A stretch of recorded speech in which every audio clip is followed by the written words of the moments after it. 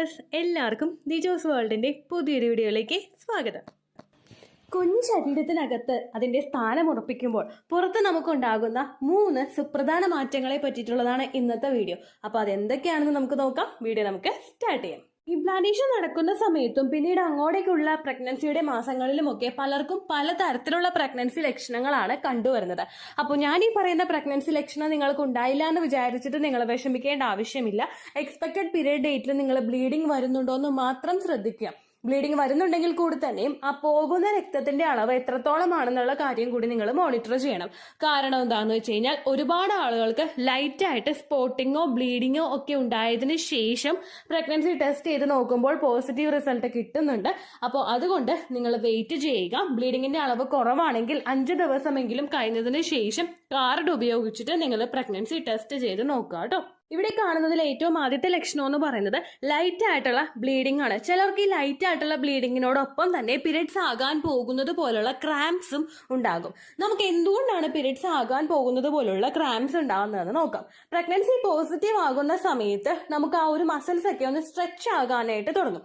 ഈ stretching effect നമുക്ക് contractions periods ആകുമ്പോൾ ഉണ്ടാകുന്ന യൂട്രൈൻ കോൺട്രാക്ഷൻസ് പോലെയുള്ളതായിരിക്കും നമുക്കുണ്ടാകുന്ന ഈ ഒരു വേദന. നമ്മുടെ യൂട്രസ് ഒന്ന് എക്സ്പെൽ ചെയ്തിട്ട് എല്ലാത്തിനെയും പുറത്തേക്ക് കളയുന്നുണ്ടല്ലോ, അപ്പോൾ ഉണ്ടാകുന്ന ആ ഒരു വേദനയും അതുപോലെ പീരിയഡ്സിന്റെ പ്രഗ്നൻസിയുടെ സ്റ്റാർട്ടിംഗ് സ്റ്റേജിൽ യൂട്രസ് എക്സ്പാൻഡ് ആകുന്നതുമായിട്ടുള്ള ഒരു വേദനയും ഏകദേശം ഒരേപോലെ ആയതുകൊണ്ടാണ് ചിലർക്ക് പീരിയഡ്സ് ആകാൻ പോകുന്നത് പോലുള്ളൊരു വേദന പ്രഗ്നൻസി സമയത്ത് അനുഭവപ്പെടുന്നത് കേട്ടോ. ഇതൊരിക്കലും പീരിയഡ്സിന്റെ 2ോ 3ോ ഡേ ഉള്ളത് പോലെയുള്ള അസഹനീയമായിട്ടുള്ള വേദനയായിരിക്കില്ല. നമുക്ക് സഹിക്കാൻ പറ്റുന്ന പീരിയഡ്സിന്റെ ഫസ്റ്റത്തെ സ്റ്റേജിൽ ഇതാ ബ്ലഡ് വരാൻ പോകുന്നു എന്ന ഒരു സ്റ്റേജിലും കുറച്ച് ബ്ലഡ് പോയി തുടങ്ങുന്ന സ്റ്റേജിൽ നമുക്ക് ഉണ്ടാകുന്ന ചെറിയ വേദന ഉണ്ടാവുമല്ലോ, ഇങ്ങനെയുള്ള വേദനയായിരിക്കും നിങ്ങൾക്ക് ഉണ്ടാവുന്നത്. ചില ആളുകൾക്ക് ഇതിന്റെ കൂടെ ലൈറ്റ് ആയിട്ടുള്ള ബ്ലീഡിങ്ങും ഉണ്ടാകും. അങ്ങനെ പോകുമ്പോൾ പലരും തെറ്റിദ്ധരിക്കാറുണ്ട് ആ പോകുന്നത് പീരിയഡ്സ് ആണെന്ന് വിചാരിച്ചിട്ട്. അവിടെയാണ് ഞാൻ ഏറ്റവും ആദ്യം പറഞ്ഞ കാര്യം നിങ്ങൾ മോണിറ്റർ ചെയ്യേണ്ടത്. അതായത് ഇംപ്ലാന്റേഷൻ നടക്കുമ്പോൾ ചെറുതായിട്ടുണ്ടാവുന്ന സ്പോട്ടിങ്ങും പ്രൊജസ്ട്രോൺ ഹോർമോണിന്റെ ഏറ്റക്കുറച്ചിൽ മൂലം ഉണ്ടാകുന്ന ചെറുതായിട്ടുള്ള സ്പോട്ടിങ്ങും ഒക്കെ വളരെ കുറവായിരിക്കും നമുക്ക് ഉണ്ടാവുന്നത്. അതായത് ഒരു പാഡ് ഫുള്ളായിട്ട് നിറയുന്ന രീതിക്കുള്ള ഒരു ബ്ലീഡിങ് ഇതിനുണ്ടാവില്ല. അതുകൊണ്ട് തന്നെ ഈ ലൈറ്റ് ആയിട്ടുള്ള ബ്ലീഡിങ് നിങ്ങൾക്ക് കാണുകയാണെങ്കിൽ മസ്റ്റ് ആയിട്ട് നിങ്ങൾ പ്രഗ്നൻസി ടെസ്റ്റ് ചെയ്ത് നോക്കണം. കഴിഞ്ഞ ദിവസം ഞാൻ അപ്ലോഡ് ചെയ്തിട്ടുണ്ടായിരുന്ന ഒരു വീഡിയോയിൽ ഇംപ്ലാന്റേഷൻ ബ്ലീഡിങ്ങിന്റെ ടെക്സ്ചർ എങ്ങനെയൊക്കെയാണെന്ന് ഞാൻ എക്സ്പ്ലെയിൻ ചെയ്തിട്ടുണ്ട്. നമുക്ക് ഒരിക്കലും ക്ലോട്ട്സ് ഒന്നും ഇല്ലാത്ത ക്ലിയർ ആയിട്ടുള്ള ബ്ലഡ് ആയിരിക്കും ഇംപ്ലാന്റേഷൻ ബ്ലീഡിങ്ങിൽ പോകുന്നത്. ഒരുപാട് ദിവസമൊന്നും നീണ്ടു നിൽക്കാതെ ചിലപ്പോൾ ഒരു ദിവസം നമുക്ക് ഉണ്ടാകും, ചിലർക്ക് ഇപ്പോൾ 2 ദിവസമൊക്കെ ഉണ്ടാകുന്നുണ്ട് കേട്ടോ. പക്ഷെ പോകുന്ന രക്തത്തിന്റെ അളവ് കുറവായിരിക്കും. അങ്ങനെ നിങ്ങൾക്ക് പോകുന്നുണ്ടെങ്കിൽ കൂടി തന്നെ നിങ്ങൾ ആ ശരീരം ഒന്ന് മോണിറ്റർ ചെയ്യാൻ ബാധ്യസ്ഥരാണ്. കാരണം പിന്നീട് അങ്ങോട്ടേക്കും പ്രഗ്നൻസി ലക്ഷണം കാണുന്നുണ്ടെങ്കിൽ നിങ്ങൾ പ്രഗ്നൻസി ടെസ്റ്റ് ചെയ്ത് നോക്കണം കേട്ടോ. ഈ ലൈറ്റ് ആയിട്ടുള്ള ഒരു സ്പോട്ടിങ് നമുക്ക് പല കാരണങ്ങൾ കൊണ്ടുണ്ടാകാം. നേരത്തെ പറഞ്ഞതുപോലെ തന്നെ ഇംപ്ലാന്റേഷൻ ബ്ലീഡിങ്, അതായത് നമുക്ക് ഇംപ്ലാന്റ് ആകുമ്പോൾ ആ ഭാഗത്തെ കുറച്ച് ടിഷ്യൂസ് ഒക്കെ ഒന്ന് റിമൂവ് ചെയ്തിട്ടാണ് ഭ്രൂണം അവിടേക്ക് പറ്റിപ്പിടിക്കുന്നത്. ഇതിന്റെ ഭാഗമായിട്ട് നിങ്ങൾക്ക് ആ ടിഷ്യൂസ് റിമൂവ് ചെയ്തതിന്റെ ഭാഗമായിട്ട് നിങ്ങൾക്ക് സ്പോട്ടിങ് ഉണ്ടാവാം. രണ്ടാമത്തേതാണ് പ്രൊജസ്ട്രോൺ ഹോർമോണിന്റെ ഒരു ഏറ്റക്കുറച്ചിൽ. പ്രഗ്നൻസി സർവൈവ് ചെയ്ത് മുൻപോട്ടേക്ക് പോകാൻ വേണ്ടിയിട്ട് നമുക്ക് വേണ്ട ഒരു ഹോർമോണാണ് പ്രൊജസ്ട്രോൺ.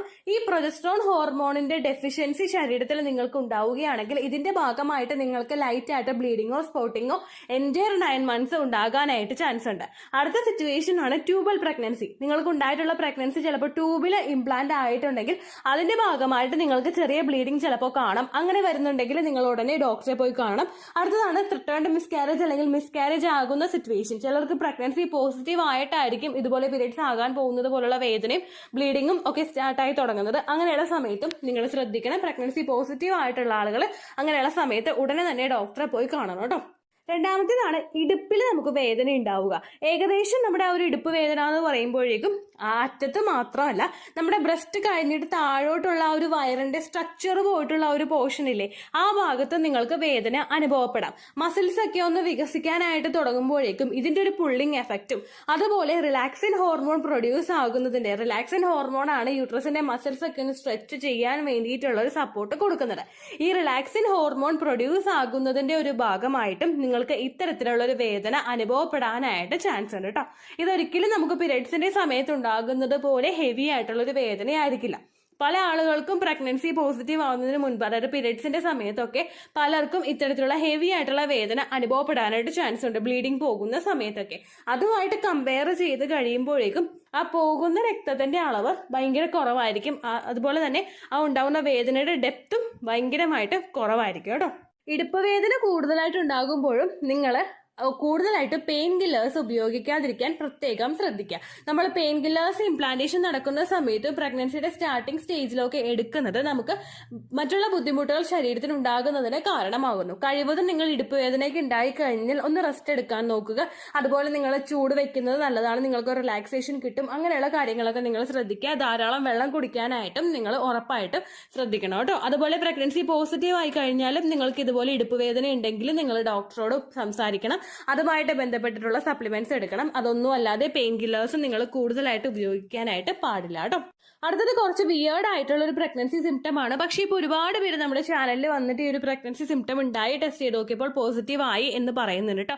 അതെന്ന് പറയുന്നത് കാർപ്പൽ ടണൽ സിൻഡ്രോം ആണ്. ഇത് നമുക്ക് ഉണ്ടാകുന്നത് നമ്മുടെ കൈത്തണ്ടയിലാണ്. കൈത്തണ്ടയിലെ ഒരു ടണലാണ് ഈ കാർപ്പൽ എന്ന് പറയുന്ന ഒരു പോർഷൻ. ഈ ഭാഗത്ത് കൂടിയാണ് നമ്മുടെ ആ ഒരു ഹാൻഡിലോട്ടൊക്കെ വിരലുകളിലോട്ടുള്ള മസിൽസ് ഒക്കെ കടന്നു പോകുന്നത്. ഈ ഭാഗത്ത് വരുന്ന ഒരു വേദന അല്ലെങ്കിൽ ഒരു വീക്കം അല്ലെങ്കിൽ ഒരു മരവിപ്പ് പോലുള്ള ഒരു അവസ്ഥയാണ് ഈ കാർപ്പൽ ടണൽ സിൻഡ്രോം എന്ന് പറയുന്നത്.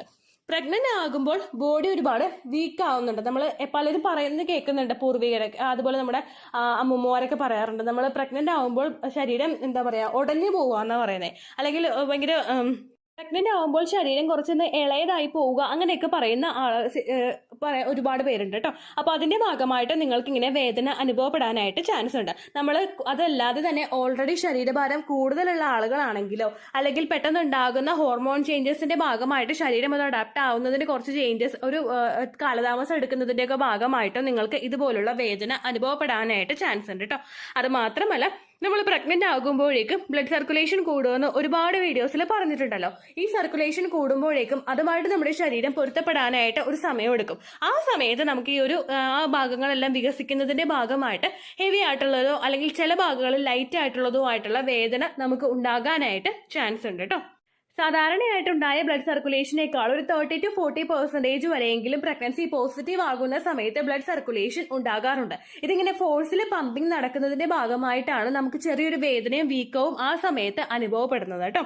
അതോടൊപ്പം ഞാൻ നേരത്തെ പറഞ്ഞതുപോലെ തന്നെ പ്രഗ്നൻസി പോസിറ്റീവ് ആകുമ്പോഴേക്കും ശരീരത്തിൽ കൂടുന്ന റിലാക്സിൻ എന്ന് പറയുന്ന ഒരു ഹോർമോൺസിന്റെ പ്രവർത്തനം കൊണ്ടും നിങ്ങൾക്ക് ഇത്തരത്തിൽ കാർപ്പൽ ടണൽ സിൻഡ്രോം ഉണ്ടാകാനായിട്ട് ചാൻസ് ഉണ്ട് കേട്ടോ.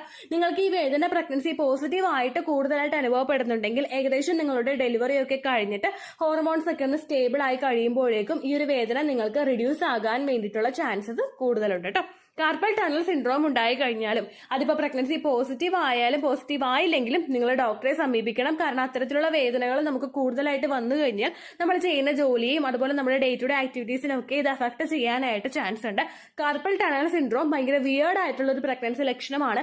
എല്ലാവർക്കും ഈ ഒരു വേദന ഉണ്ടായിക്കൊള്ളണമെന്നില്ല. പക്ഷെ ഉണ്ടെങ്കിൽ നിങ്ങൾ സ്പെഷ്യലായിട്ട് ശരീരം കെയർ ചെയ്യണം കേട്ടോ. ചില ആളുകൾക്ക് ഇതിനോടനുബന്ധിച്ച് മറ്റു പല പ്രഗ്നൻസി ലക്ഷണങ്ങളും ഒപ്പം തന്നെ കാണാറുണ്ട്.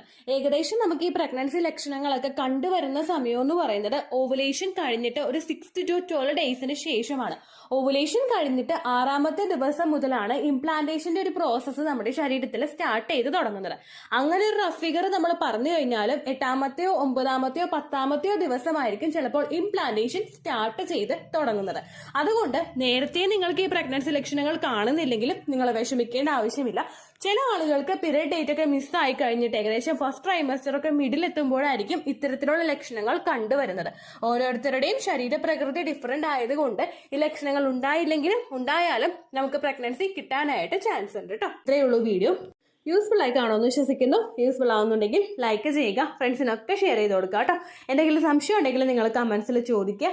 പണ്ടത്തെ വീഡിയോയ്ക്ക് കമന്റ്സ് ഇടുന്നവർക്ക് റിപ്ലൈ ലഭിക്കുന്നില്ലെങ്കിൽ ലേറ്റസ്റ്റ് ആയിട്ട് ഞാൻ ഏത് വീഡിയോ ആണോ അപ്ലോഡ് ചെയ്യുന്നത് അതിന് താഴെ കമന്റ് ഒന്ന് കോപ്പി പേസ്റ്റ് ചെയ്യാനായിട്ട് ശ്രദ്ധിക്കുക കേട്ടോ.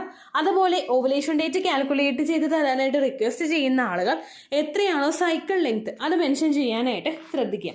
സൈക്കിൾ ലെങ്ത് എന്നതുകൊണ്ട് ഉദ്ദേശിച്ചത് ഓരോ മാസവും എത്ര ദിവസം കൂടുമ്പോഴാണോ ബ്ലീഡിങ് വരുന്നത് അതാണ് സൈക്കിൾ ലെങ്ത്. കഴിഞ്ഞ മാസം ഒരു 8ാം തീയതിയാണ് ബ്ലീഡിങ് ആയതെങ്കിൽ ഈ മാസം 6ാം തീയതിയാണ് ബ്ലീഡിങ് ആയതെങ്കിൽ കഴിഞ്ഞ മാസം 8ാം തീയതി മുതൽ ഈ മാസം 6ാം തീയതി വരെ എത്ര ദിവസമുണ്ടോ അത് കാലണ്ടറിൽ എണ്ണി തിട്ടപ്പെടുന്നതാണ് നിങ്ങളുടെ സൈക്കിൾ ലെങ്ത്. സൈക്കിൾ ലെങ്ത് നമ്മൾ കൃത്യമായിട്ട് കാൽക്കുലേറ്റ് ചെയ്യുകയാണെങ്കിൽ ഓവുലേഷൻ ഡേറ്റ് എളുപ്പത്തിൽ കണ്ടുപിടിക്കാൻ വേണ്ടിയിട്ട് ഒരുപാട് ആപ്ലിക്കേഷൻസും ഒരുപാട് ഓൺലൈൻ ആയിട്ടുള്ള വെബ്സൈറ്റുകളും ഇന്ന് നമുക്ക് അവൈലബിൾ ആണ്. പ്ലേ സ്റ്റോറിൽ പോയിട്ട് ഓൺലൈൻ ഓവുലേഷൻ ട്രാക്കർ എന്ന് ടൈപ്പ് ചെയ്ത് കഴിഞ്ഞാൽ നിങ്ങൾക്ക് അതുമായിട്ട് ബന്ധപ്പെട്ടിട്ടുള്ള ആപ്ലിക്കേഷൻസ് കിട്ടും. അത് പറ്റുന്നില്ല എങ്കിൽ ഗൂഗിളിൽ പോയിട്ട് ഓൺലൈൻ ഓവുലേഷൻ കാൽക്കുലേറ്റർ എന്ന് ടൈപ്പ് ചെയ്ത് കഴിഞ്ഞാൽ അതുമായിട്ട് ബന്ധപ്പെട്ടിട്ടുള്ള വെബ്സൈറ്റുകൾ നിങ്ങൾക്ക് കിട്ടും. അതിൽ നിങ്ങളുടെ ലാസ്റ്റ് മന്തിലെ മെൻസ്ട്രേഷൻ്റെ ഡേറ്റും ഒപ്പം ഞാൻ ഈ പറഞ്ഞ രീതിക്ക് നിങ്ങൾ കാൽക്കുലേറ്റ് ചെയ്യുന്ന സൈക്കിൾ ലെങ്ത്തും എൻ്റർ ചെയ്ത് കൊടുക്കുകയാണെങ്കിൽ നിങ്ങൾക്ക് കൃത്യമായിട്ട് ഓവുലേഷൻ ഡേറ്റ് കണ്ടുപിടിക്കാനായിട്ട് സാധിക്കും. ഫെർട്ടൈൽ ടൈം പീരീഡും നിങ്ങൾക്ക് കിട്ടും. അതായത് എത്ര ദിവസം മുതൽ കോൺടാക്ട് ചെയ്ത് തുടങ്ങിക്കഴിഞ്ഞാൽ നിങ്ങൾ പ്രഗ്നൻ്റ് ആകും എന്നുള്ളൊരു ഡേറ്റും നിങ്ങൾക്ക് പ്രോപ്പറായിട്ട് കിട്ടും കേട്ടോ. ഇത് കാൽക്കുലേറ്റ് ചെയ്യുന്ന സമയത്ത്, സൈക്കിൾ ലെങ്ത് കാൽക്കുലേറ്റ് ചെയ്യുന്ന സമയത്ത് നിങ്ങളുടെ ആ ഒരു കലണ്ടറിൽ നോക്കി തന്നെ നിങ്ങൾ കാൽക്കുലേറ്റ് ചെയ്യുക. പല മാസങ്ങളിലും 30-31 ദിവസമുണ്ട്. അതുകൊണ്ടാണ് അങ്ങനെ പറഞ്ഞത്. ഒപ്പം നിങ്ങൾക്ക് ബ്ലീഡിങ് തുടങ്ങിയ ദിവസത്തിന് വേണം നിങ്ങൾ ഡേ 1 ആയിട്ട് എടുക്കാൻ വേണ്ടിയിട്ട്. സ്പോട്ടിങ് തുടങ്ങിയ ദിവസത്തിനെ, അതായത് ചെറുതായിട്ട് ഡിസ്ചാർജ് പോയി തുടങ്ങിയ ദിവസത്തിനെ നിങ്ങൾ കൺസിഡർ ചെയ്യേണ്ട ആവശ്യം ഇല്ല കേട്ടോ. അപ്പോൾ ഇത്രയേ ഉള്ളൂ വീഡിയോ. അടുത്തൊരു വീഡിയോ ആയിട്ട് നമുക്ക് വീണ്ടും കാണാം. ബൈ.